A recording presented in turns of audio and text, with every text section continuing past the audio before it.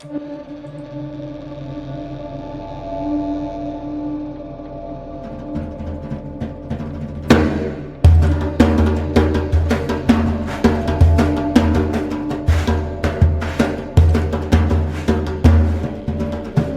there, it's Lacey J, here to ask you to go to spacebearmedia.com right now to access all our content, buy yourself some merch, and most importantly, send us a message, a question, fan mail, even hate mail.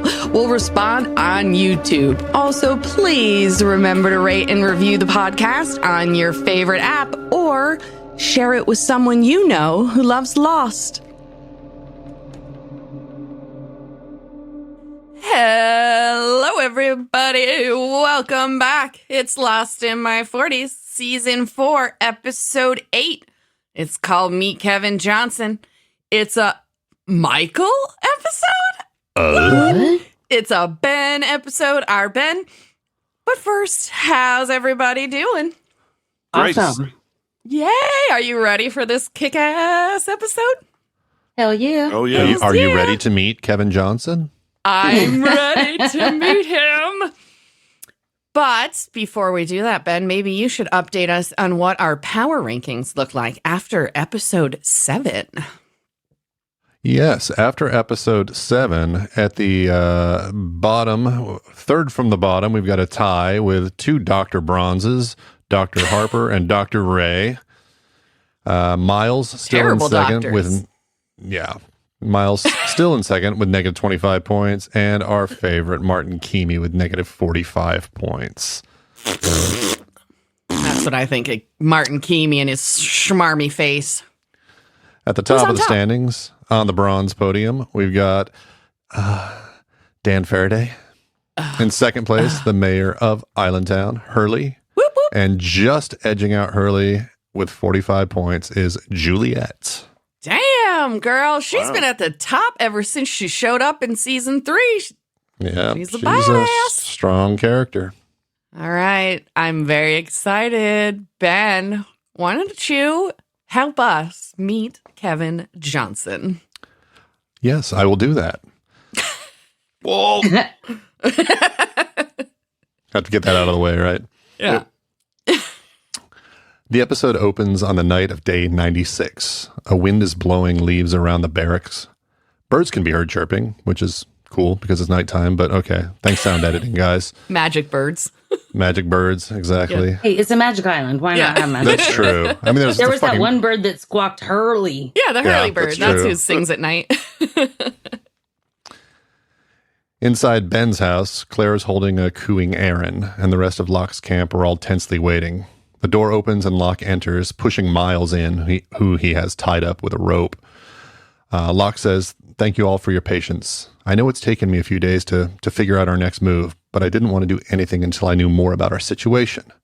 You deserve to know everything that I do, so no more secrets. As you all know, Miles here and 3 of his people came to the island about a week ago, so I brought him from the bathhouse to share with us exactly why The they're bathhouse? here." Pretty sure it was the boathouse. Boathouse. Oh, yeah, maybe he's having fun with Miles at the bathhouse. Where's your mind? Ben's like, I don't if I was know. on that Doing island, some I'd have cruising over there. I'm hanging out with Tom Friendly. I'd be Yeah. up in my bathhouse with Tom Friendly and Juliet and Kate. It'd be hot. So Miles doesn't really wait. He just looks over at Ben Linus and says, "We're here for him."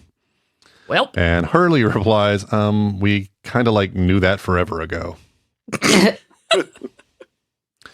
So Sawyer is ready to hand Ben over, but Locke says they can't. Sawyer wants to know why the hell not. So Ben says, because once they have me, their orders are to kill everyone on the island. Hurley doesn't believe him and says that Ben won't even tell them who his man on the boat is. So Ben says, point of fact, it's Michael. oh, snap. Oh, yeah. Everyone is shocked. And Sawyer says, "I'm sorry, you mean the same guy that killed 2 women in cold blood to set this little bastard free and then sold all of us out so that he could get off the island? That Michael?" Locke sighs and says, "Yes, James, that Michael." Oh, my God. Off to a roaring start. Yep.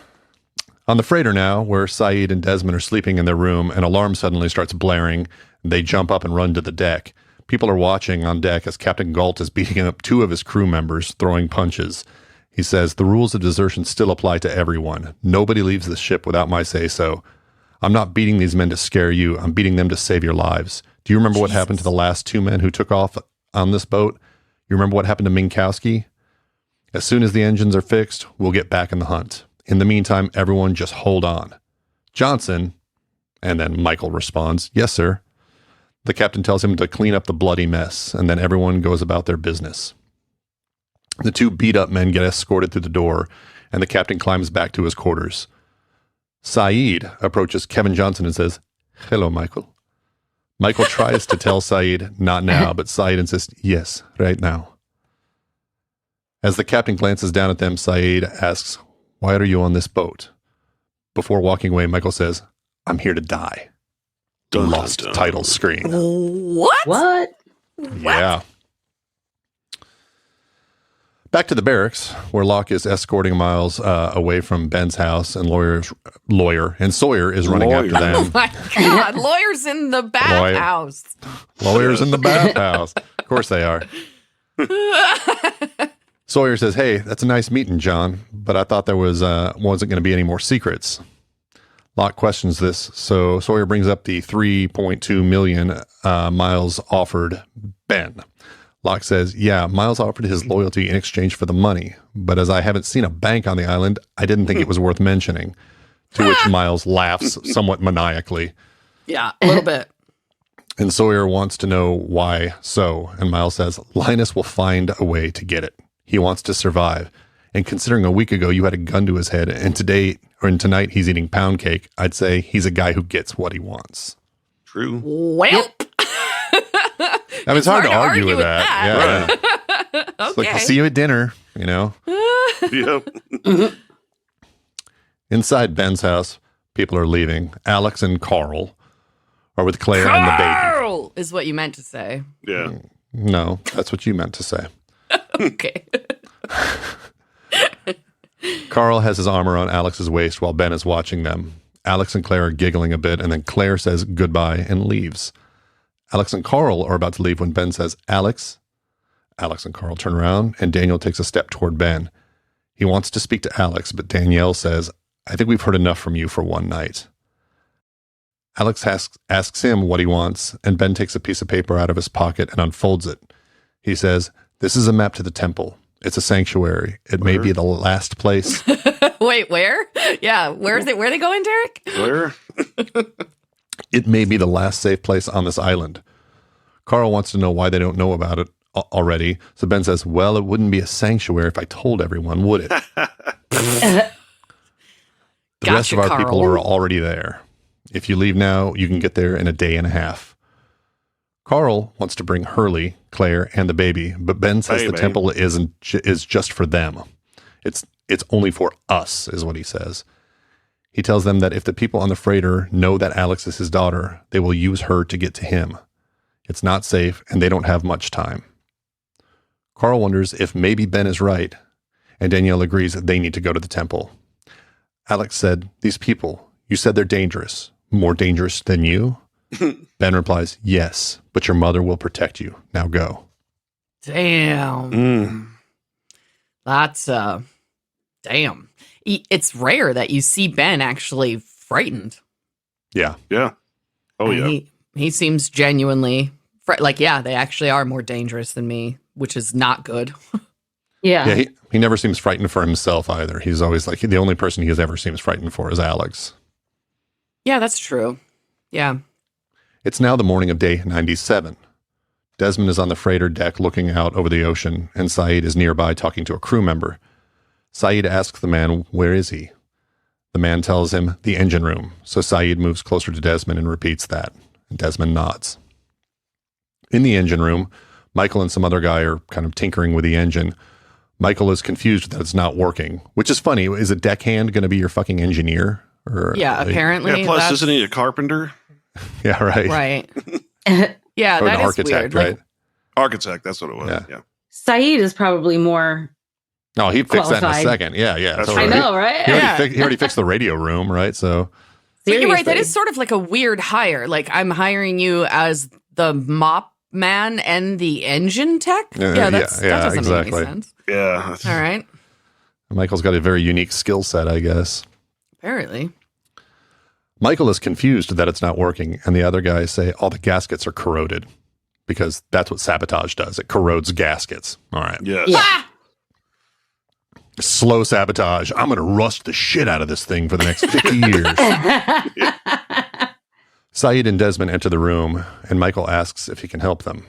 They tell him the captain sent them to help. Michael tells them they don't need it, but then sends the other guy, who he calls Jeff, to grab a part from the supply room. Once Jeff is gone, Michael tells them they shouldn't be here. Saeed slams Michael up against the wall, startling both him and Desmond. Saeed wants to know why he's here. Michael protests, worried someone will hear them talking, so Saeed says, then talk quickly. Michael claims that Saeed would never understand, so Saeed says, I'll understand perfectly, Michael. You just start from the beginning and explain how you came to be on this boat.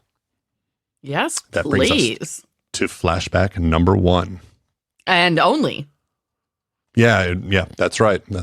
one big ass long One flashback. big ass flashback. And it took that guy forever to find that part, too. Yeah, it did. I know, seriously. Like, he went through this whole story and the guy's not back I yet. was like, come on, Jeff. Jesus, Jeff. In the flashback, Michael is in a rundown apartment in New York City's financial district. A faucet is leaking and a woman and man are arguing indistinctly in the distance. Michael is sitting on a chair, writing on a notepad. A car alarm sounds in the distance. Michael looks toward the picture of him with baby Walt. He tears out the note.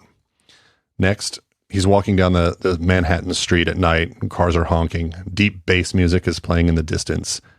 He gets into his car and turns the key. The Mama Cass song, It's Getting Better, plays on the radio. Michael turns up the volume and pins the note to his jacket. Then he revs the engine and the tires squeal. Couldn't he have just put it in his pocket? What's with the pin? It's dramatic, I guess. Yeah. Yeah, I go, okay. Let you know that that's a suicide note. Okay. Yeah. I mean, I kind of figured that's what he was writing in the apartment too, but I guess Yeah. if you didn't, then that makes it more obvious. The song continues to play, and Michael drives erratically around a sharp turn. The tires squeal again. It's like wet outside too, isn't it? I thought it was like raining. Yeah. Mm-hmm. Yeah. It's a lot of tire squeal. Anywho, song continues to play. Michael says, I'm sorry, and steps hard on the gas pedal. Song continues again. The car crash, and he basically comes around like it's like a not a pier, but like a waterfront. And he just Right. It did look like he was on a pier, I thought. yeah, and he Yeah. guns it into what I guess was like a storage container or something. He Yes. Cargo container. Yep. Yeah. So, as he's speeding up or whatever, the song's still playing, and then bam. Then sirens can be heard in the distance, and a ship's horn blows. So Michael's hang on. This is a stupid fucking way Yeah. to try to kill yourself. I mean, what? Yeah. What? Of all Yeah. the ways that you could kill yourself, getting I mean, in New a York car City, you got accident? plenty of buildings you could easily jump seriously, off of. seriously. Yeah. I I mean, actually know a guy who did this. jumped He off did a not building? succeed. No. No, tried to kill himself in a car? Yeah. Yeah. That's There's so this place in Ellicott City that everybody just calls Seven Hills. It's not really the name of the place, but it's this road with all these hills on it. Oh, And then okay. at Seven the of end, them. something like that. At the end, it's like a T intersection, and it's like really high up. I don't know, rock, dirt, whatever. It's like a big hill. So he slammed his car into the end of that intersection, and he was not successful. It's just a good way to make yourself like injured and hurt or Break a bunch of shit. yeah. Yeah. I mean, it just doesn't like I don't get He it. got I don't injured. He was hurt pretty badly, and they got him some mental health help. So that Well, I'm was good. glad he wasn't successful, obviously, but I just don't understand the logic behind trying to do that if that's your suicide attempt. Also, if you fail, it's going to send your insurance premium soaring and make your life even worse. Yeah, But seriously. there you go. I doubt you could get insured if you were known to have purposefully caused a car accident. I think at the time he was probably still on his parents' insurance. Oh, he was young. Okay. So now Michael opens his eyes and he's in a hospital room where he's hooked up to monitors that are beeping. He's grunting and moaning when a nurse walks by. Worse. It's Libby. Yeah, worse nurse, lawyer, Sawyer, whatever. Fuck off. Libby says, "I'm sorry. I didn't mean to wake you, Mr. Dawson." I just He thought asks- you might like to take a dip in the bathhouse. Sorry. I'm going to quit. I'm done. You guys are heckling me too much today. Fuck this. He asks what happened and how badly he's hurt. And Libby says, "You were in a car accident. It's a miracle you're alive. Shh, you need to rest now." And whispering can be heard. And Libby says, "It's a cold night." Michael realizes the nurse is Libby at this point. She says, "I brought you some extra blankets." And that's when actually Michael screams. Kind of like that. Yeah, exactly.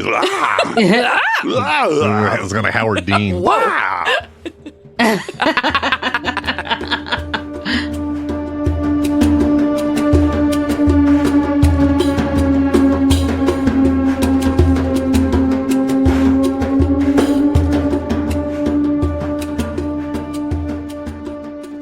Michael wakes from his dream and is still in the hospital.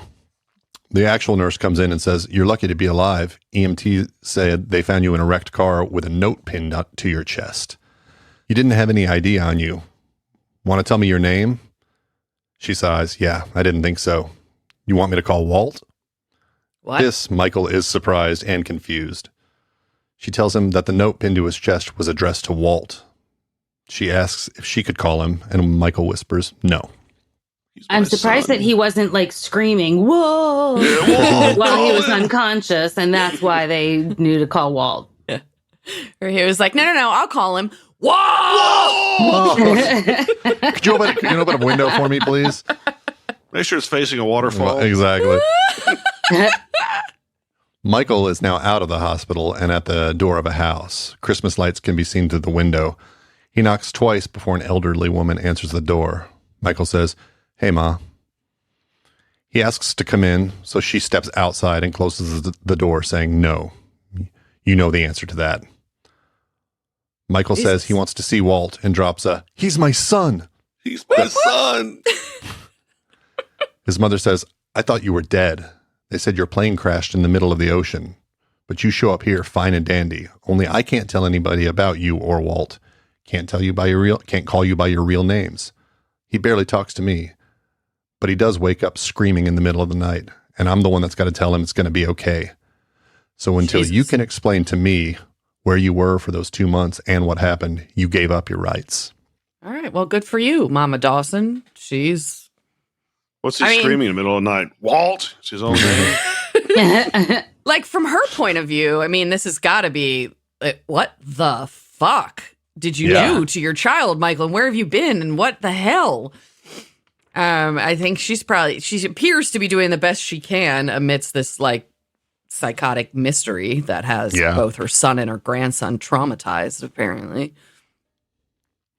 So Michael starts to leave, but then turns back to ask if she'll tell Walt that he loves him. She agrees, and as Michael walks away, he can see Walt peering at him from an upstairs window. They make eye contact for a second, and then Walt turns around. Later, Michael walks into a pawn shop. The man at the counter wants to know how he can help. Michael offers up the watch that Jin gave him. The guy wants to know Aw. why there's Chinese writing on it, and Michael tells him it's Korean. That's sad. Did It that is make anybody sad. else sad when he was giving away the gift Yeah. that Jin gave him? Or trading it or Reached the whatever? end of the line. Yeah. yeah. Yeah. And the pawn shop guy's like, "You don't look like you speak Korean." I mean, all right. I think black Probably people it's could probably a solid guess. Like if you learn had to say- Korean, but right, it's probably Yeah. a solid guess. Yeah.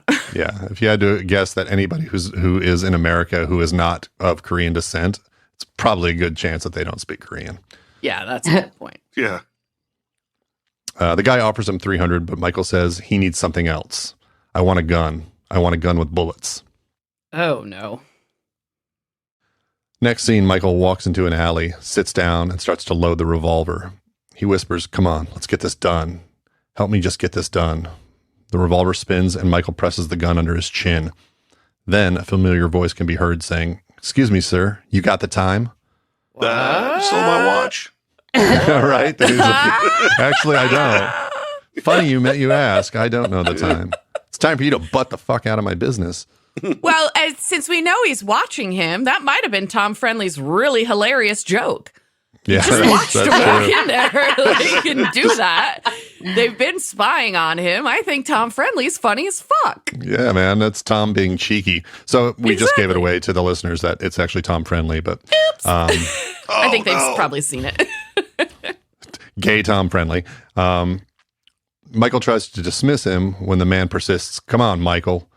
Michael looks up to see the man is Tom fucking Friendly, who says, "How about for an old friend?" Oh my God. Also, side note, Tom Friendly's looking studly off the island. I think he looks nice. Later in the sea, he's got like a gray sweater on. I'm very much enjoying Tom Friendly off the island. Alrighty. Okay.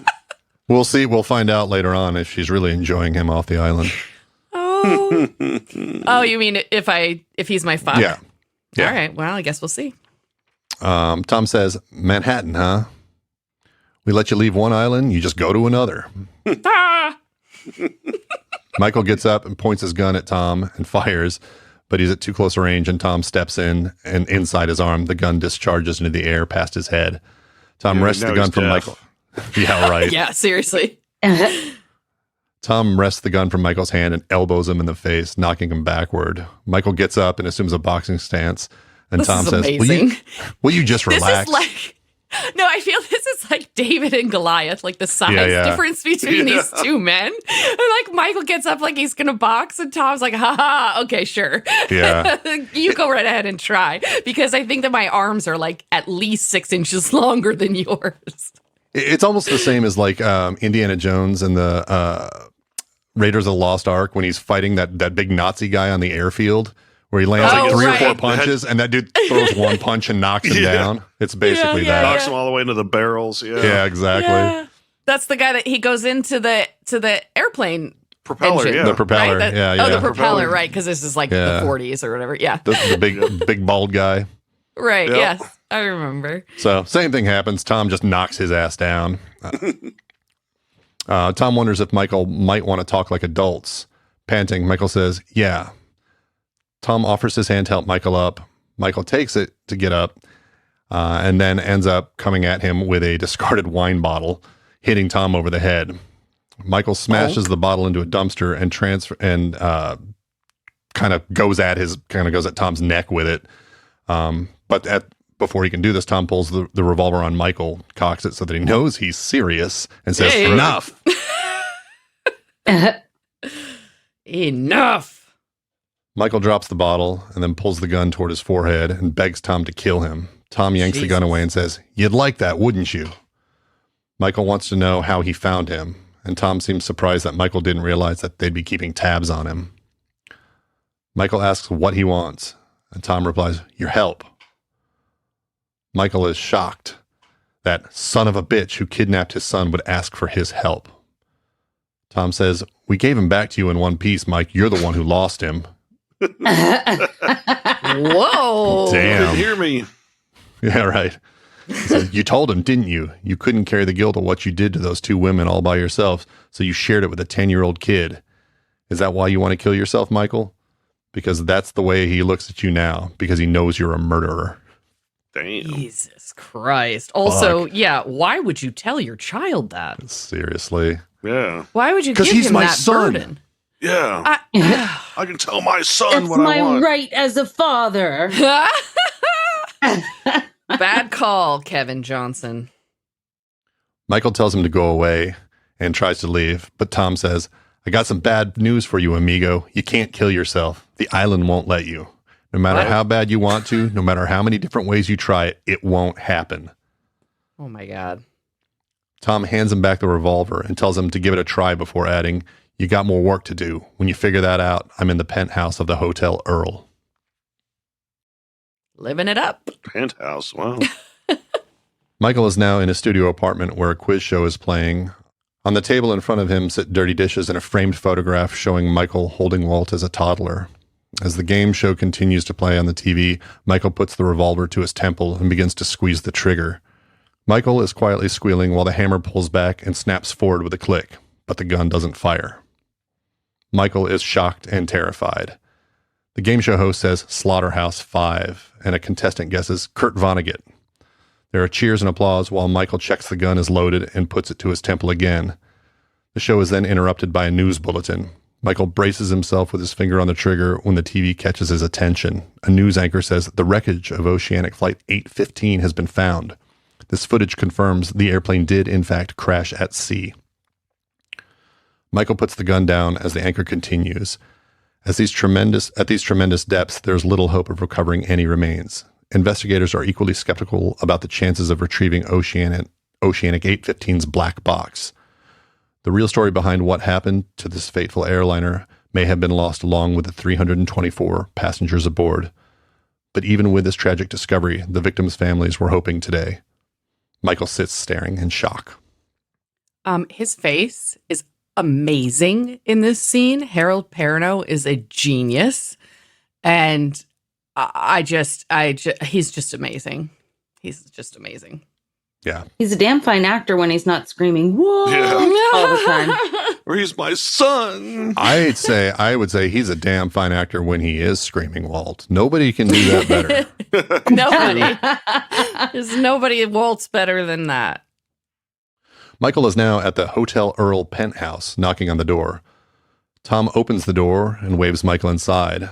Tom chuckles as they walk inside. Another man, stylishly dressed, with the top few buttons of his shirt open, hands Tom a glass of bubbly. Ooh, hello. A fruit plate sits on the table nearby. A man enters to ask if Michael is the guy who hit Tom with a champagne bottle. Tom says he had it coming and then asks Arturo to get some air so he can speak to Michael. Arturo gives him a kiss on the cheek and says, ciao. There's that spoiler. Yes. I think it's funny. It was only, like 2 episodes that it was spoiled for you? Arturo looks like a gigolo. Oh. Well, he does say, when I'm off the island, I like to indulge, right? Is that exactly. like the next line? Yeah. That's exactly why I was thinking that. He got himself a little playboy. So while Tom is eating grapes, Michael says, so you people can just come and go? Tom offers Michael a drink and says, some of them can. Michael asks about the plane, and Tom says, that's not your plane. It's a phony.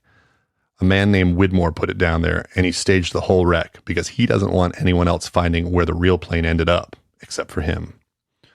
Wait, well, am I the only one who every time you hear the word phony thinks, phony? He's a phony. This guy's a phony. All right, there's a Family Guy reference. It had been a couple episodes.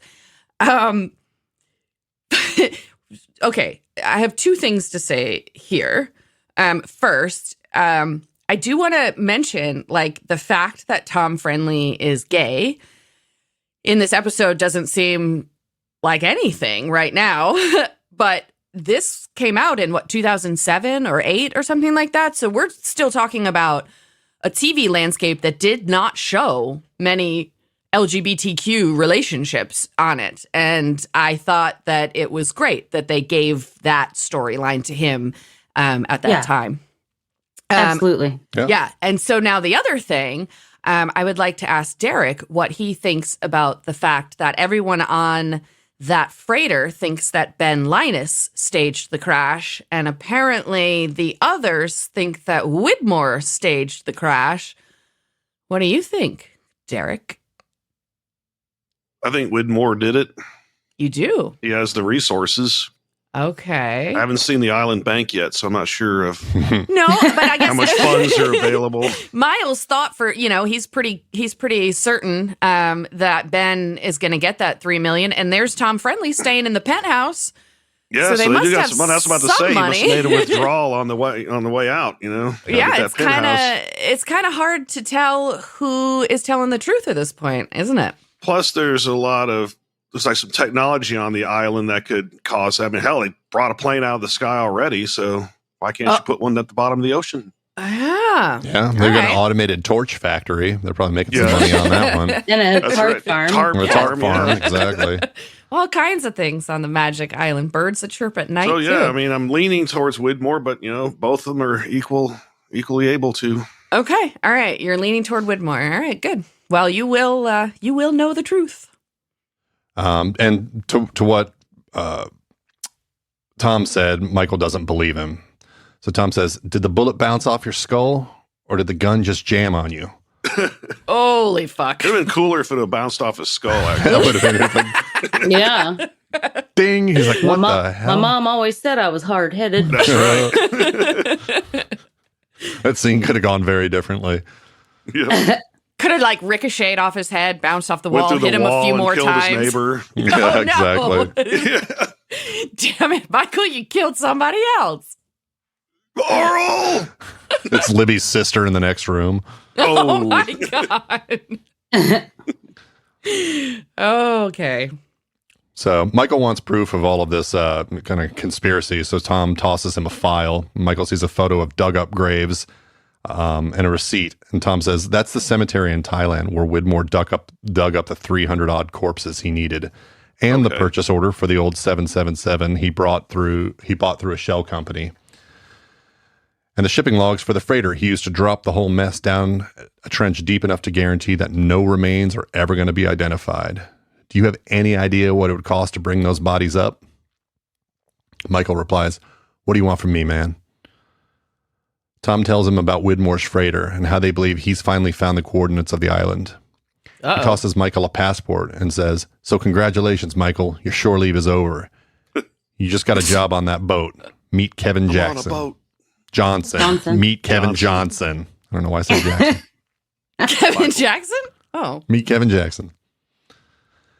You're joining the crew in Fiji as a deckhand and obviously as Who a also power fixes plant engines. engineer. Yeah. Michael questions why he'd work for them, and Tom tells him that if Widmore finds the island, everyone there is dead. He'll kill them all without thinking twice. You want to redeem yourself for what you did? This is your only chance. You can save all their lives. Damn. Michael says he can't go back to the island, so Tom tells him he doesn't have to. "I didn't say you were going back to the island. You're not going on that boat so you can swab decks, Michael. You're going so you can kill everyone on board." What? Oh. And also, you're going to swab decks. Yeah. Swab the poop deck, yeah. So next scene, Michael is in Fiji, and you can hear drum beats playing on a busy kind of wharf street. An old green bus drives by, piled with luggage, horns honk, and a forklift beeps. Seamen align ropes in preparation for the Yeah. departure of the freighter Kahana. A taxi cab drives up, and Michael steps out, slinging a duffel bag over his shoulder and donning a black ball cap. Minkowski, standing on the docks and wearing sunglasses, turns around and asks Michael if he's the engineer. Michael tells him, Apparently. "Yeah, all right. Just a deckhand." But Minkowski insists they're all equal on the boat and sends Michael in to check in with Naomi. What is this, some kind of socialist boat? Yeah. So can I be the captain? Captain Steuben. Yep. The Love Boat. Yeah. Now I'm thinking about Captain Stabbin. Yeah, Another yeah. Family Guy reference.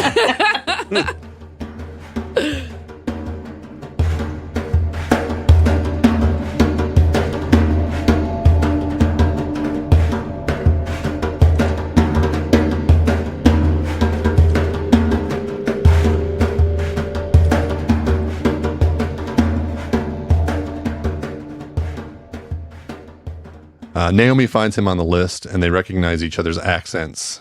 She says like New York, and he says Manchester.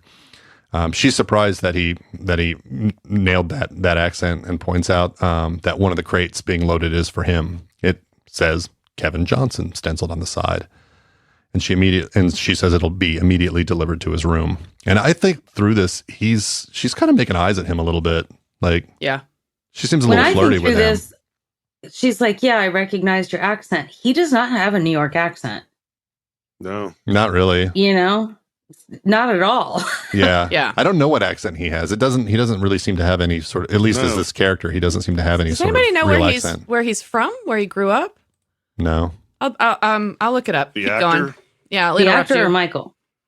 The actor. Let's see. I'll find it. Keep going, Ben. When Michael steps onto the boat, Miles immediately says, "Your name isn't Kevin." Whoops.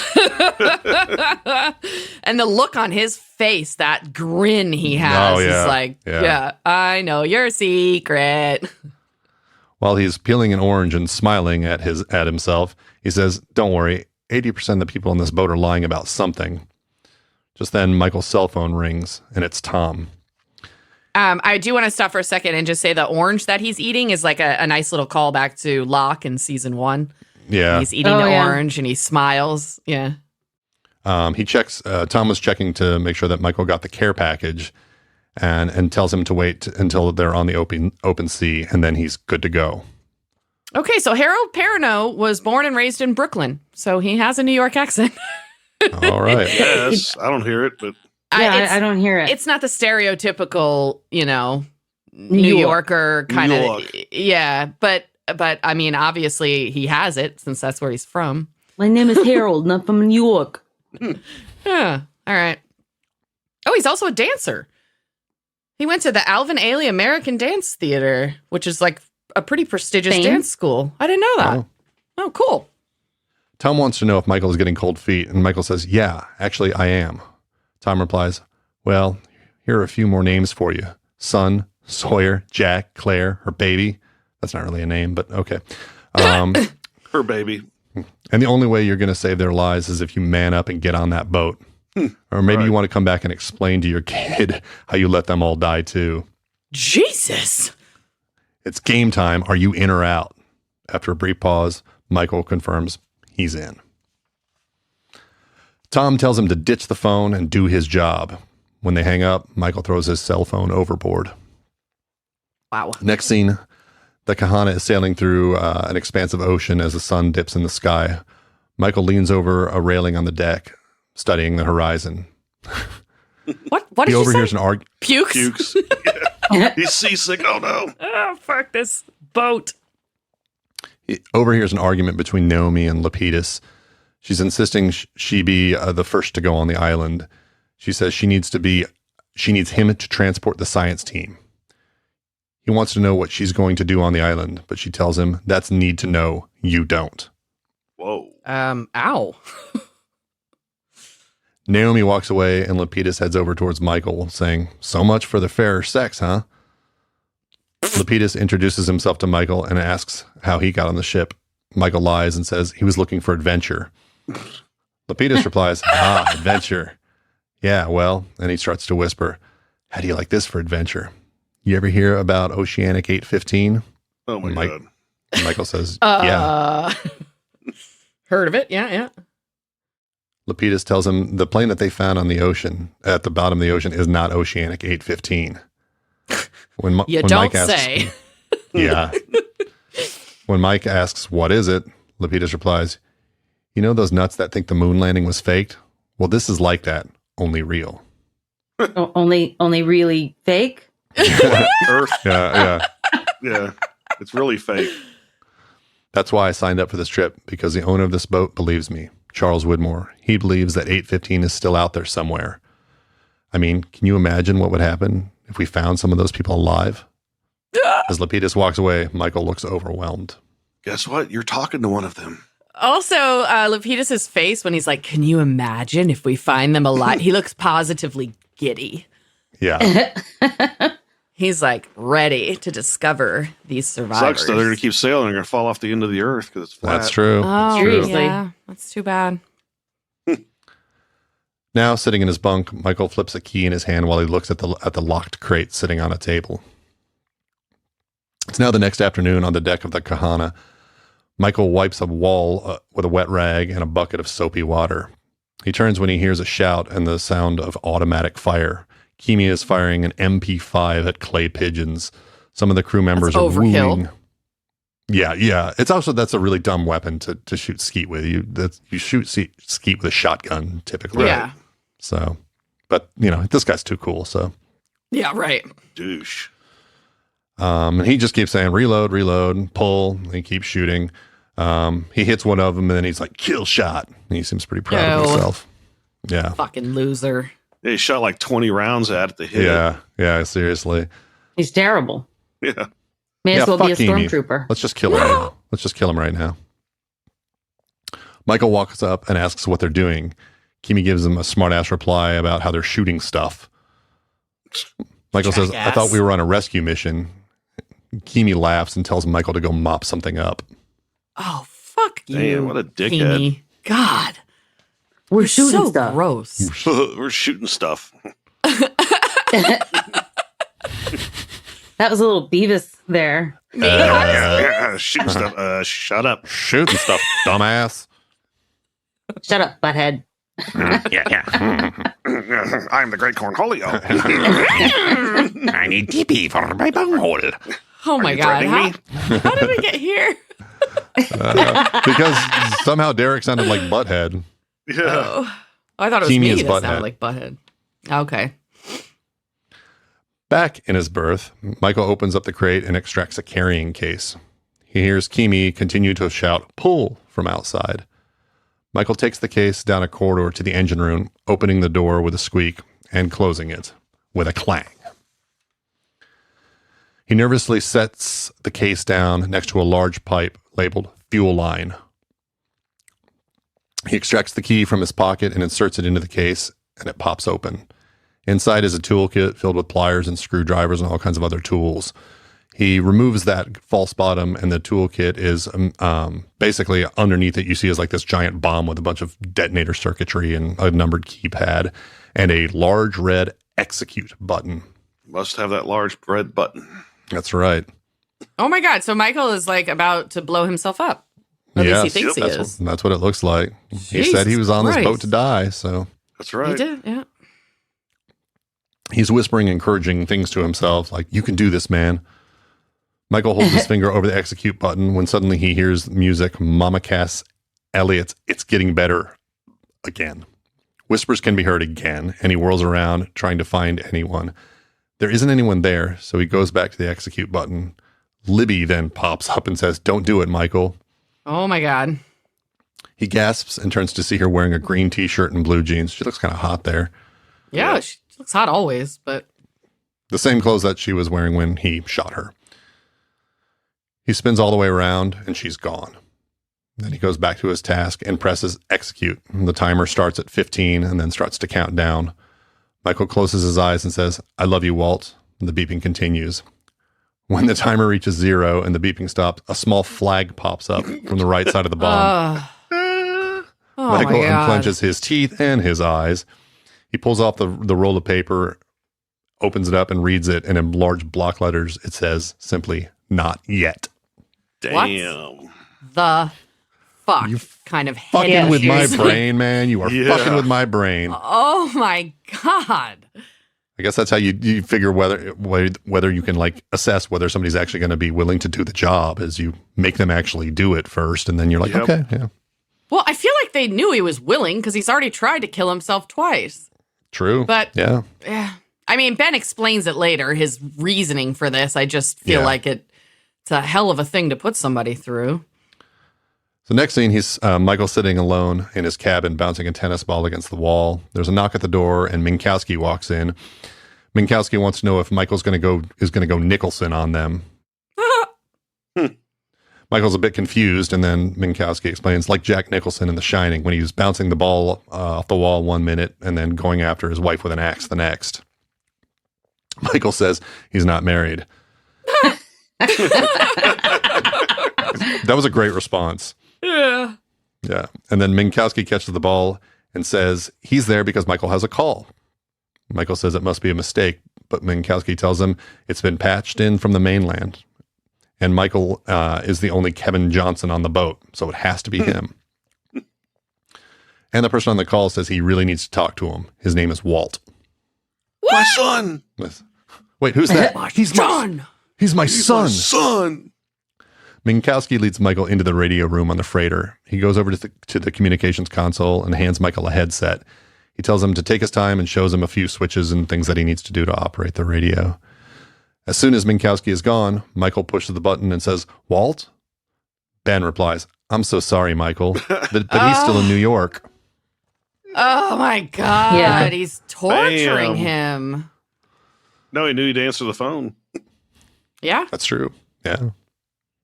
Ben is sitting in his wheelchair in the secret closet in his house at the barracks.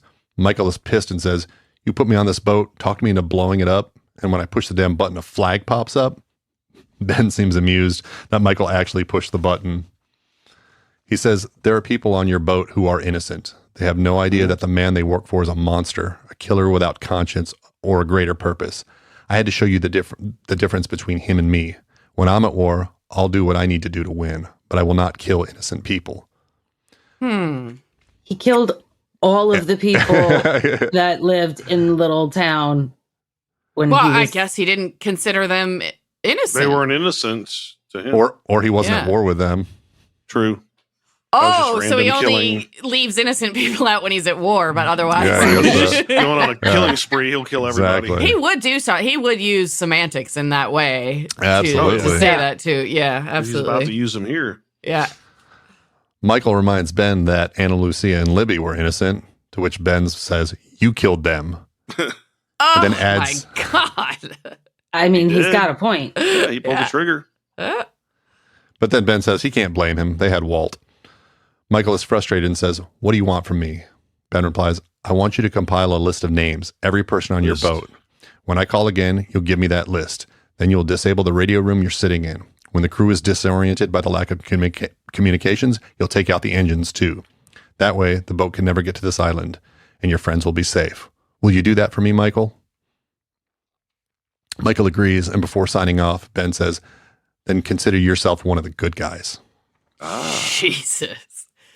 I want to stop for 1 second about where he asks him to make the list, because I think it was just a few episodes ago we were talking about the lists and who was actually making them, because we're like talking about Goodwin and Ethan, and we thought that it was strange. Well, how are they making the list? Because who's making these decisions?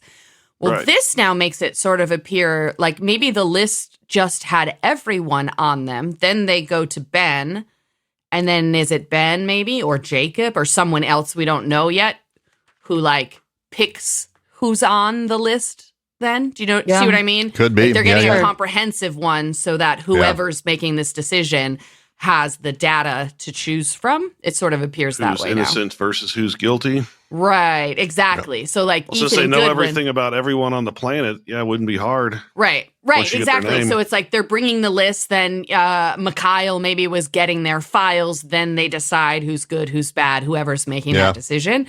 That makes more sense instead of it was Goodwin or Ethan actually making the decision. So that kind of fits. Yeah.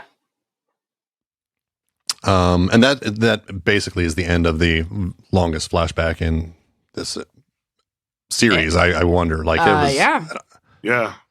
so far at least. So yeah, we're back to the present, and we're in the engine room of the Kahana, where Saeed and Desmond have been listening to the entire story. Saeed says, "So you're telling me that you're working for Benjamin Linus?" Michael confirms that it's true. So Saeed walks Their nonchalantly faces. over. In this, they're just like looking at him like, "Are you fucking crazy?" Yeah. So Saeed walks nonchalantly over to him before grabbing him, spinning him around, and pinning his arm behind his back. Saeed marches him through the door, down a hallway, and into the captain's stateroom. Desmond follows along. Galt is there and yells, "What the hell is this?" Saeed says, "The man is not who you think he is. He was a passenger on Oceanic Flight 815. I spent 2 months with him on the island before he betrayed us. This is the man who sabotaged your radio room. He destroyed the ship's engines, and his name isn't Kevin Johnson. It's Michael Dawson, and he's a traitor." Whoa. Dun dun dun. Fuck. Yeah.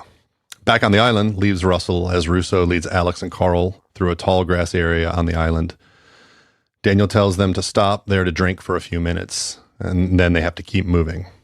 Alex and Carl sit on a log and take out bottles of water while Russo consults her map. Alex wonders what's wrong, but her mother tells her nothing. Carl is worried that Ben is playing them, but Alex says, "Look, I don't like taking orders from my dad any more than you do, but I know he doesn't want me to get hurt." That's true. Carl says he and Ben have that in common. The two underage children laugh, and then suddenly there's a quick pop, whoosh, and then another pop.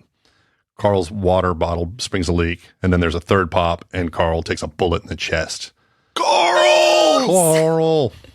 I can't believe you just like totally read over where I threw in the word underage just to get you, and you didn't even notice.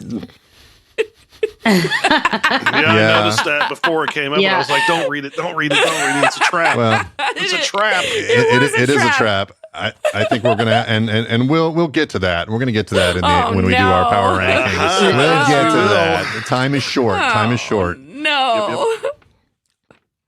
He All jerks right, forward Carl's and falls dead. over. Yeah.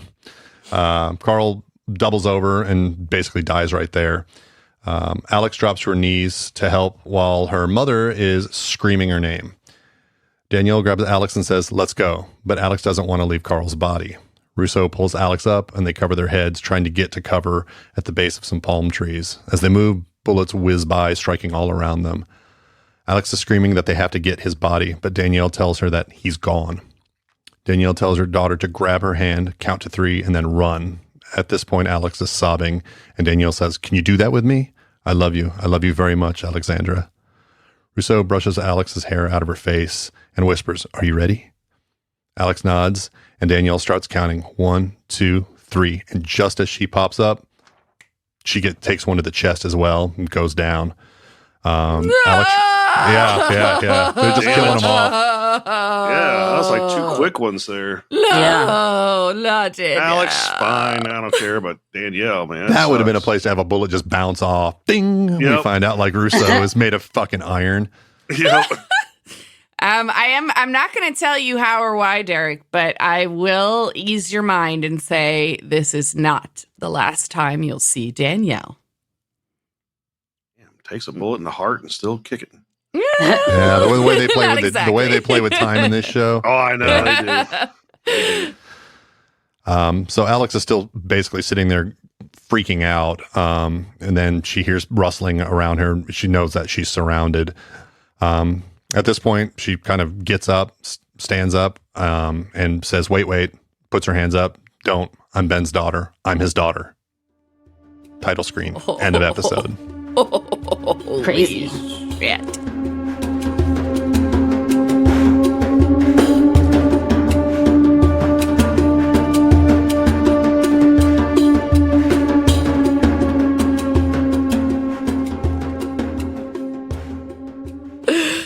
Oh, I'm depressed that Danielle was shot. How do you feel, Derek? That's a couple of quick deaths there, all out, Yeah, like it out of was. nowhere. Should we do some fun facts? Sure. Let's do It's it. not about a book, is it?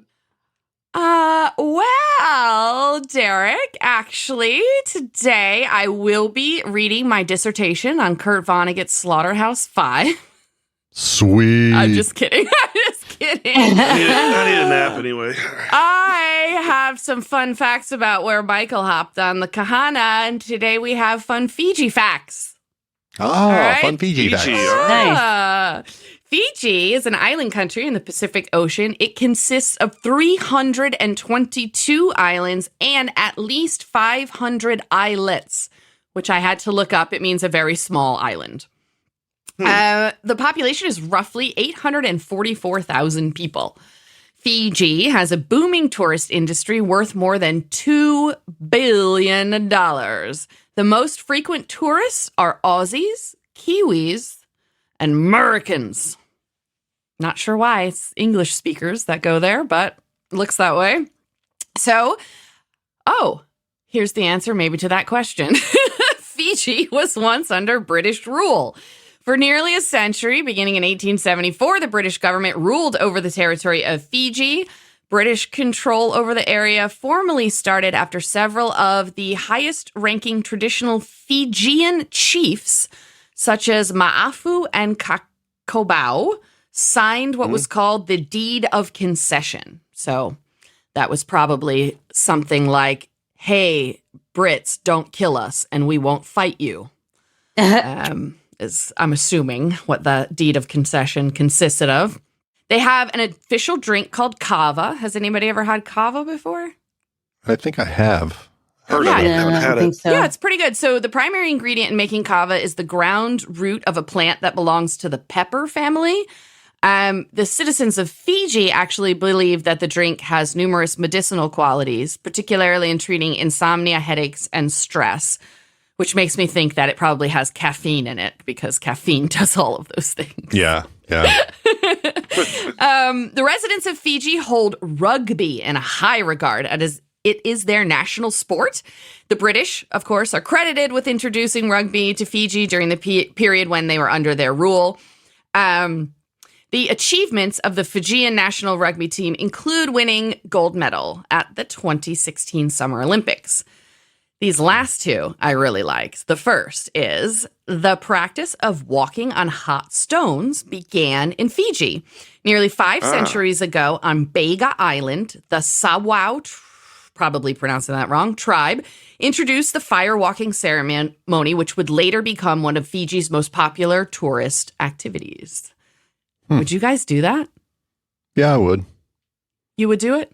Yeah, I don't know how they do it. I guess it just runs so fast. Over. Yes. No, they actually, yeah. I think that's the key is that you just have to move incredibly quickly. And so you're not in any one place long enough for your feet maybe to burn to any like harmful degree. Just hope you don't fall.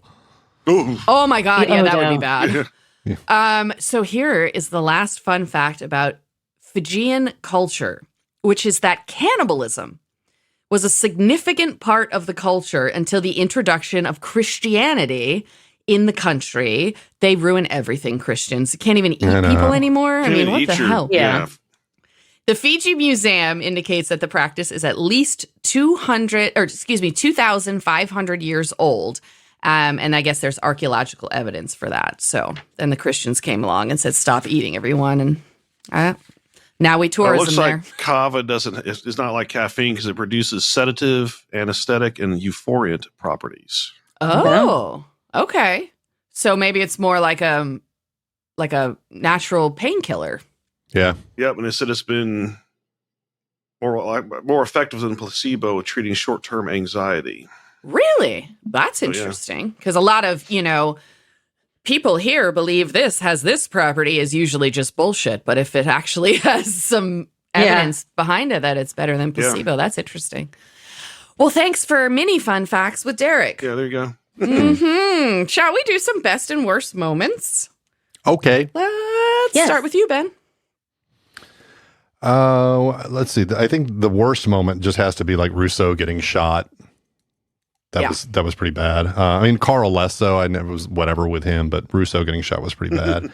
I think my favorite scene was when Tom comes across Michael in the alley and beats the shit out of him, and then like just lays it all out for him. Like, you can't kill yourself, and you told your son this, and just like that's a harsh ass scene, but a lot happens right there, and I just really like their interactions.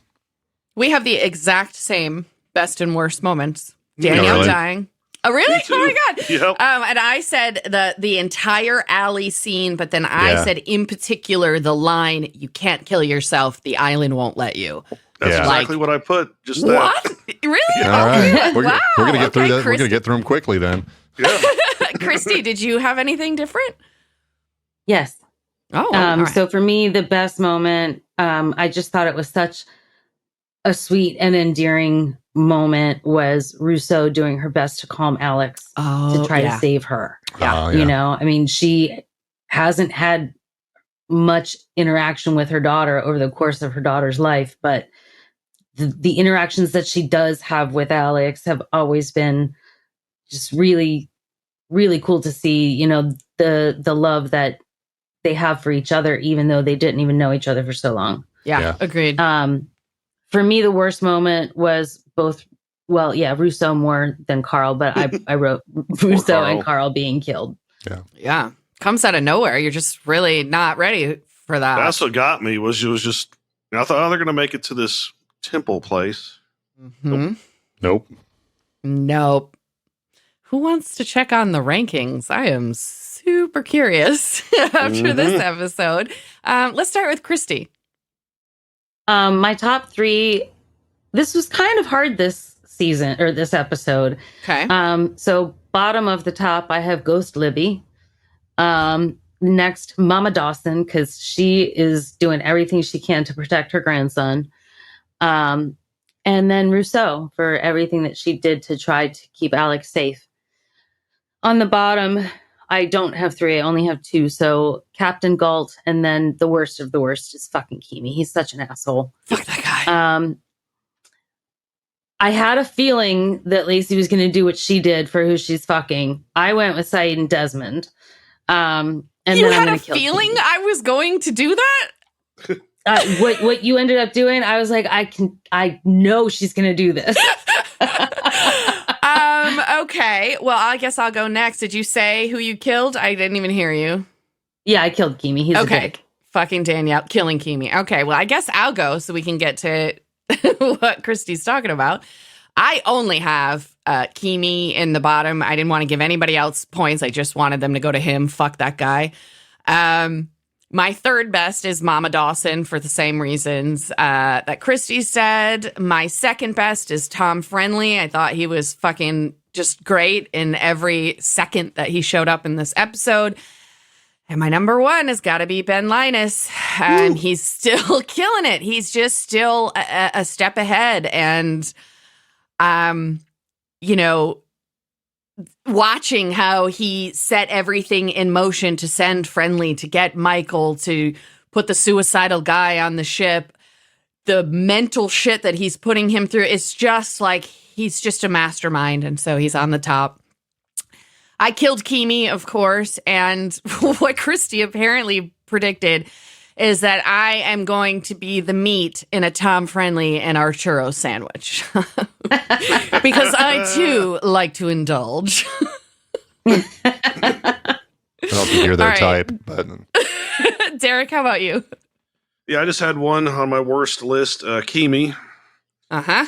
And then on the best, third was Saeed, just for, getting the story out of Kevin Johnson and then hauling him into the captain. Uh-huh. Second is Tom Friendly, because I like, when he came back and gave the speech to Michael about the island won't let him kill himself. And then, of course, number one, Ben Linus, being the mastermind of all of this. That's 2 for Ben Linus. Mm-hmm.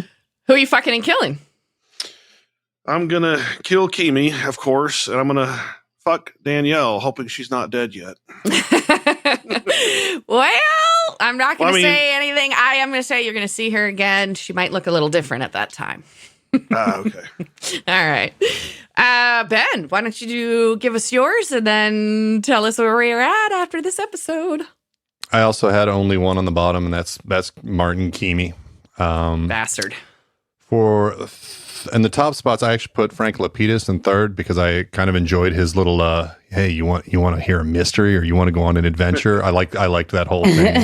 You have such a man crush on Lapidus. Oh yeah, he's great. He's great. In second place, I've got Tom Friendly because, he was just great in this episode, and I think he was basically a manifestation of Michael's conscience. That's kind of what it felt like. And then in the top spot, you know him, you love him, you might hate him, but Ben Linus. Oh, only one hates him. Ben's gonna make a run for the top again. Yep. I'm going to kill Carl because he's already dead, so I'm not doing any additional damage. Poor Carl. And I'm going to I'm actually gonna have a threesome this time around with Alex and Ghost Libby. Ghost Libby. Oh my god. Hell yeah. A child and a ghost. All right. Underage and unincorporated. Oh my god. Well, by this time, honestly, this is airing in like 2007 or 8. So by this time, she's like over 20. She's 21 or something. Absolutely. Yep. Her hair did look pretty great in this episode. So her hair looks great all the time because she's Danielle's daughter. She's gonna have a big old beautiful head of hair. All right, Ben, hit us. Who's on the bottom after episode 8? Yeah, nothing's really changed there. In fact, we've still got tied for third from last. We've got the two doctors, Dr. Harper and Dr. Ray, both with negative 24 points. Miles is still stalled out in second place with negative 25 points. He hasn't moved since episode 5. Oh, interesting. Okay. And then we've got basically Keamy just tanking. He's at negative 74 points this week. Good. Yeah. Wow. In the top, third place, the mayor of Islandtown, Hurley, with 44 points. So Hurley's dropped to third. He's dropped a spot. Yeah, he's dropped a spot. Oh, and Dan Faraday's wonder why. Faraday's out of the top right now. Yeah, Okay. Faraday falls out of the top. Hurley slides from second to third with 44 points. Juliet slides from first to second with 45 points. And in first place with a commanding 7-point lead at 52 points is Benjamin Linus. Yes. Oh, shit. Yes. He's back. He's back on top. Christy is not amused. Christy's like, yeah, come on, celebrate with us. I mean, I'm glad that you guys are happy. Yeah, I'm happy for you. Oh my goodness. All right.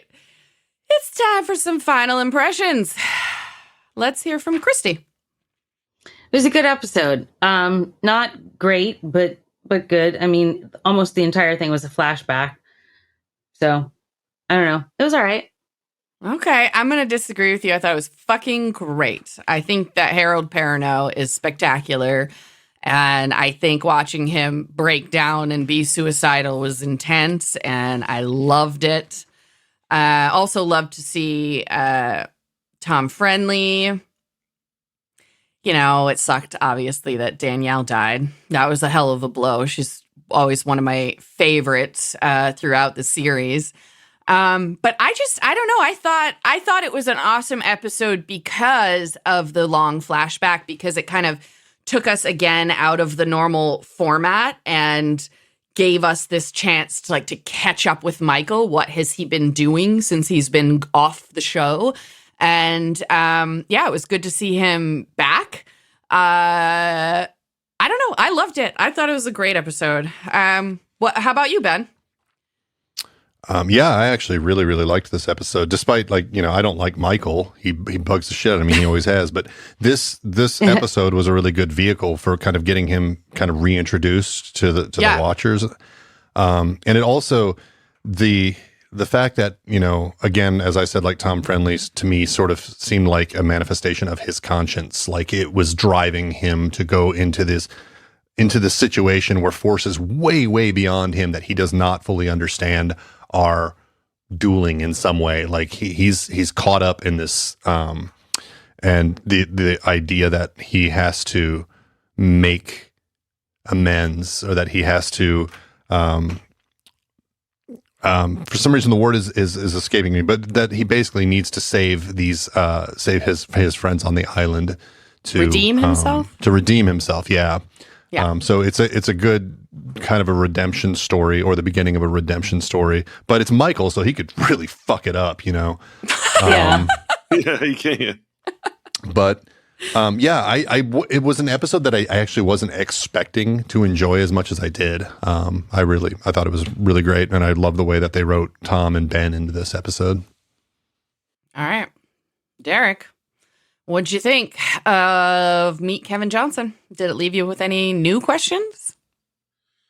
Well, yeah, I actually liked this episode. I thought it was really good because we find out what happened to Michael, and that he, ends up trying to kill himself multiple times after leaving the island, but the island won't let him. So he ends up on the freighter as Ben Linus's man after Tom Friendly finds him in New York City. And unfortunately, we lose Danielle and a little bit Carl, sure, but yeah, so Carl. Poor Carl, yeah. He's out of the way now, so got Alex. No, but yeah, I really thought it was a good episode. I didn't mind the long flashback because, it explained a lot of things, but there's still a couple of questions like, why does Charles Widmore want Ben Linus so bad? I mean, go through all this crap just to get him.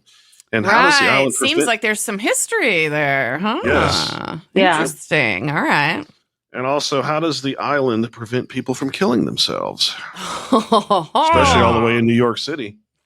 Well, so you're going to get some answers to that.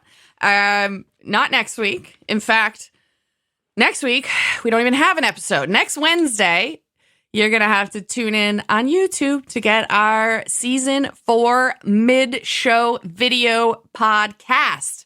All right, we will be answering another email and a few other fun things. And then in 2 weeks, we'll be back with season 4. Episode 9 is called The Shape of Things to Come. It's a Ben Linus episode. It's a Derek episode. And we get to see Benjamin Linus off the island? What? Join us in 2 weeks for that. And we'll see you next week on YouTube for our mid-show. All right. Bye.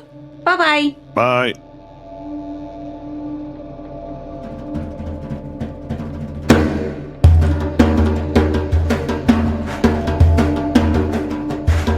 Lost in My 40s is a Space Bear Media production. Executive produced and edited by me, Lacey J.